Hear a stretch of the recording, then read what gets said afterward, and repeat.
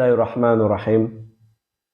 Alhamdulillahirabbil alamin wa bihi nasta'in ala jami'i umuri dunya waddin. Wassalatu wassalamu ala asyrafil anbiya'i wal mursalin wa ala alihi wa sahbihi ajma'in, amma ba'd. Sahabat-sahabat pendengar yang saya hormati, Assalamualaikum warahmatullahi wabarakatuh. Alhamdulillah, pada kesempatan kali ini kita bisa bersua kembali dalam podcast Inspirasi Al-Quran, dan insya Allah di episode kali ini kita akan membahas tentang potret insan kamil dalam perspektif Islam. Baik, dalam perspektif Islam yang dijabarkan dalam Al-Quran, wahyu yang diturunkan oleh Allah SWT kepada Nabi besar Muhammad Sallallahu Alaihi Wasallam, dan juga dijelaskan dalam berbagai hadis yang berasal dari Rasulullah Sallallahu Alaihi Wasallam, bahwasanya salah satu sifat kesempurnaan manusia itu adalah keinginan dia untuk beriman. Dia mau mengakui bahwasanya Allah Subhanahu Wa Taala adalah Tuhannya dan Nabi Muhammad Sallallahu Alaihi Wasallam adalah Rasulnya, dan tentunya dia mau menjadikan syariat sebagai panduan bagi hidupnya ketika menjalankan amanahnya sebagai khalifah di muka bumi ini. Maka keinginan untuk mau beriman itu merupakan cerminan daripada akhlak dan adab yang agung, bahwasanya kita dilahirkan, kita diciptakan ke muka bumi ini bukan karena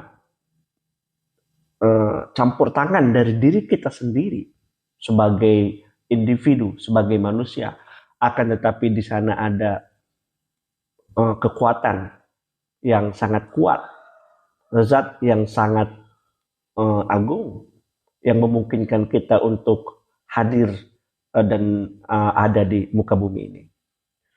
Kalau kita misalnya mau menganalogikan kehidupan ini sebagai sebuah permainan atau game, maka orang yang mau beriman dan mengakui bahwasanya ada zat agung yang memiliki kekuasaan untuk menciptakan dia di muka bumi ini, maka ibaratnya orang yang beriman tersebut bisa kita katakan sebagai orang atau pemain yang mau menjalankan game yang memenuhi aspek-aspek fair play. Kenapa? Karena kita tahu bahwasanya dalam sebuah permainan itu terdapat rule of the game. Terdapat peraturan-peraturan dari permainan yang mana setiap pemain itu diikat oleh peraturan-peraturan yang ada dalam permainan tersebut. Kalau kita analogikan dengan kehidupan kita atau tugas kita sebagai khalifah di muka bumi ini, maka kita bisa mengatakan bahwasanya syariat Islam yang dijelaskan dalam Al-Quran dan juga dipaparkan dalam Al-Hadis, juga ditafsirkan oleh para ulama, itu bisa kita anggap sebagai sebuah rule of the game. Jadi syariat itu sebagai rule of the game. Maka manusia yang menunjung tinggi prinsip-prinsip fair play, ya, maka dia akan menjadikan syariat sebagai way of life, sebagai panduan bagi kehidupan dia. Karena bagaimanapun kita diciptakan itu, kita dilahirkan ke dunia ini by purpose, dengan tujuan, by design, dengan desain. Tidak hanya diciptakan secara batil, yaitu tidak memiliki tujuan apapun. Maka bisa kita simpulkan apabila kita misalnya sudah sepakat bahwasanya syariat Islam itu sebagai rule of the game, dan bahwasanya taat terhadap rule of the game itu adalah menjunjung tinggi prinsip-prinsip fair play, maka bisa dikatakan bahwasanya orang, manusia sehebat apapun itu tidak akan menjadi manusia sempurna, tidak akan menjadi manusia yang baik kalau tidak menjunjung tinggi syariat kehidupan, ya, syariat yang telah ditetapkan oleh Allah di muka bumi ini, seperti halnya seorang pemain yang sangat hebat, yang memiliki talenta yang sangat bagus dan memiliki jam terbang yang sangat banyak. Tapi kalau dia tidak mau mengikuti rule of the game, maka dia tidak bisa dikatakan sebagai pemain yang baik. Dia akan dihujat, dia akan mendapatkan kritik dari orang-orang yang ada di sekitarnya, sehebat apapun dia.